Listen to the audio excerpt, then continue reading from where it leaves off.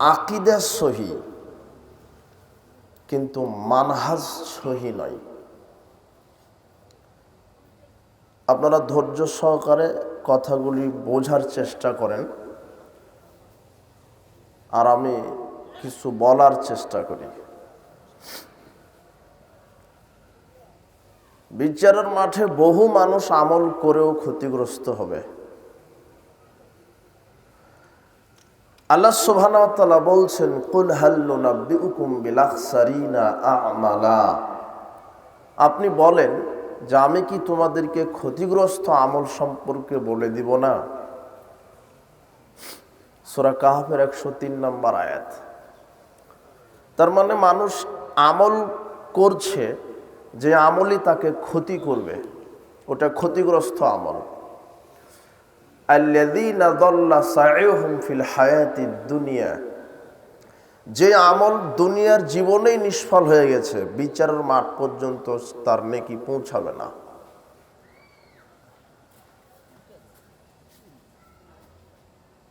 ক্ষতিগ্রস্ত আমল।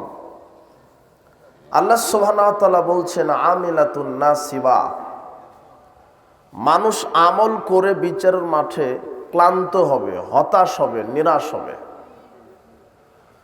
আল্লাহ সুবহানাহু ওয়া তাআলা বলছেন, ওয়াকাদিমনা ইলা মা আমিলু মিন আমালিন ফাজআলনাহু হাবাআম মানসুরা।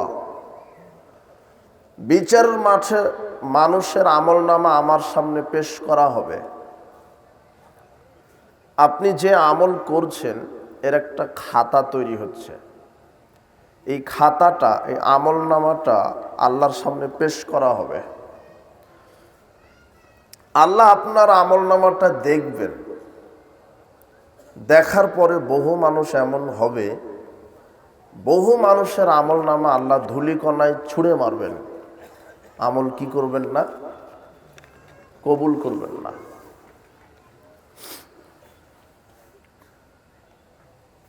মানুষ আমল করেই ক্ষতিগ্রস্ত হবে। আর বর্তমান সামাজিক অবস্থায় প্রায় মানুষ ভ্রান্ত আমলগুলির ওপরে আছে। আমল করছে যেগুলি সুন্নাহ অনুযায়ী হচ্ছে না। আমল করার দলিল আছে, কিন্তু পদ্ধতি ঠিক হচ্ছে না।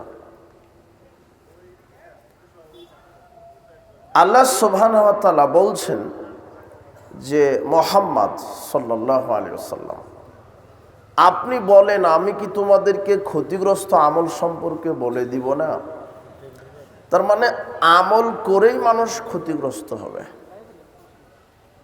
যদি মানহাজ আপনার ঠিক না থাকে, নীতি যদি ঠিক না থাকে, কোরআন হাদিস বুঝতে হবে রাসূল সাল্লাল্লাহু আলাইহি ওয়াসাল্লাম, সাহাবায়ে কেরাম যেইভাবে বুঝেছে ওইভাবেই আপনাকে বুঝতে হবে।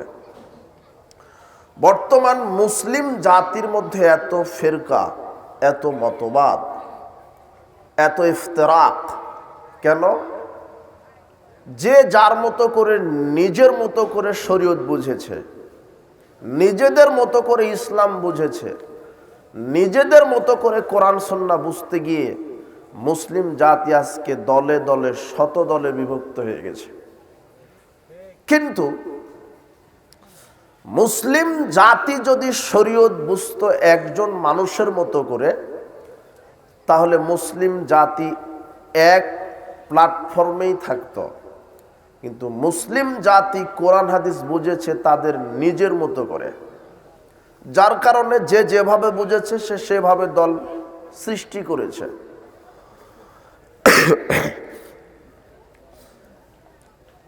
আব্দুল্লাহ বিন আমর রাদিয়াল্লাহু আনহু বলছেন, রাসূল সাল্লাল্লাহু আলাইহি ওয়াসাল্লাম বলেছেন, লা ইয়াতিয়ান্না লা উম্মতি মা তাআলা বানি ইসরাঈল হাজওয়ান্না আলী বিন নাল। আমার উম্মতের ওই অবস্থা হবে যেই অবস্থা বানি ইসরাইল জাতির হয়েছিল, যেমন দুই পায়ের জুতার সমান।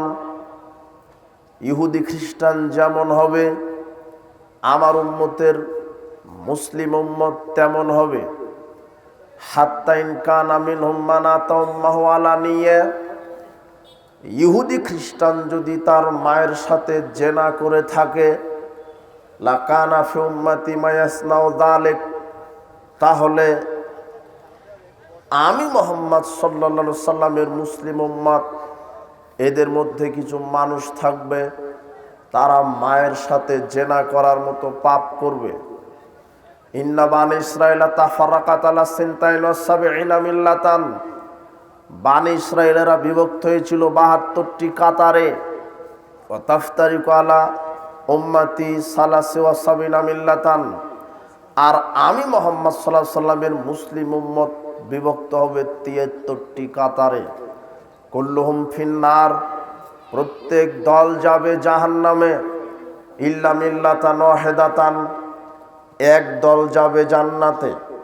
সাহাবীগণ জিজ্ঞাসা করলেন, মান হিয়া ইয়া রাসূলুল্লাহ, সেই ফেরকা সেই দল কোনটি? রাসূল সাল্লাল্লাহু আলাইহি ওয়াসাল্লাম বললেন, মান আলাইহি আসহাবি, যারা আমি এবং আমার সাহাবীর দিনের ওপরে থাকবে, আমি এবং সাহাবীর যারা একনিষ্ঠ অনুসারী হবে, তারা বিচারের মাঠে প্রথম নাজি জান্নাত প্রাপ্ত ফেরকার অন্তর্ভুক্ত হবে। মুসলিমগণ বিভক্ত হবে ৭৩টি কাতারে। কয় কাতার জাহান্নামে যাবে? ৭২।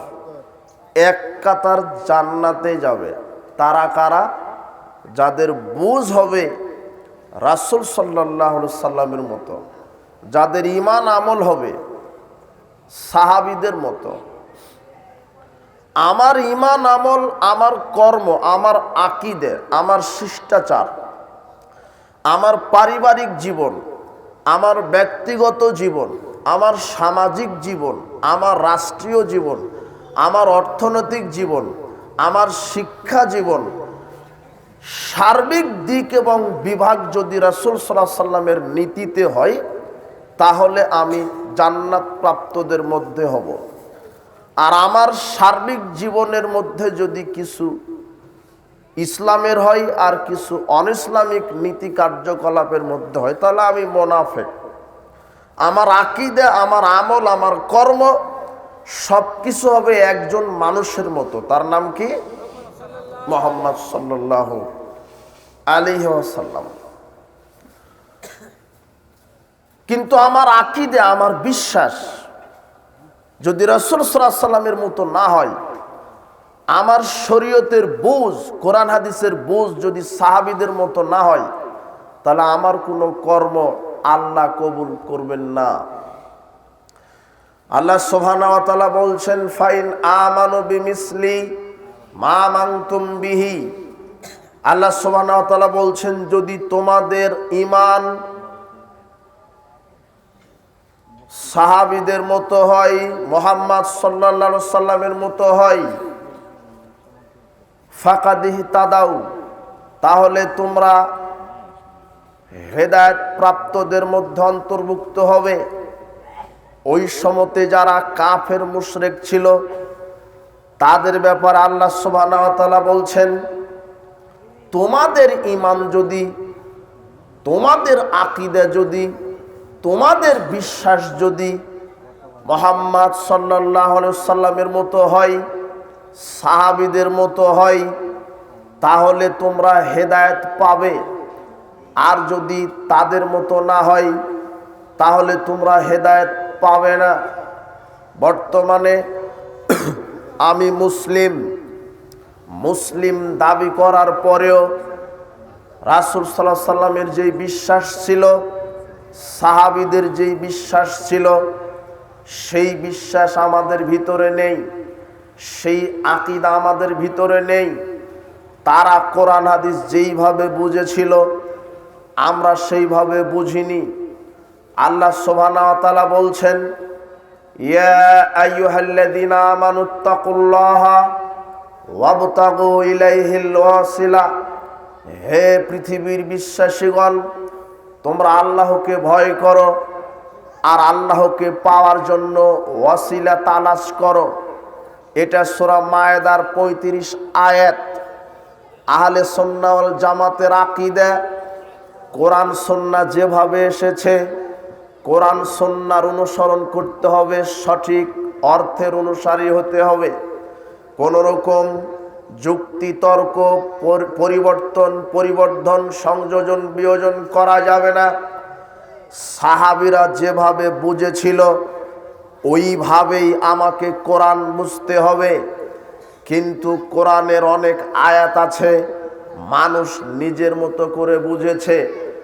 আল্লাহ বলছেন ওয়াবতাগি ইলাইহিল ওয়াসিলা, তোমরা ওয়াসিলা তালাশ করো।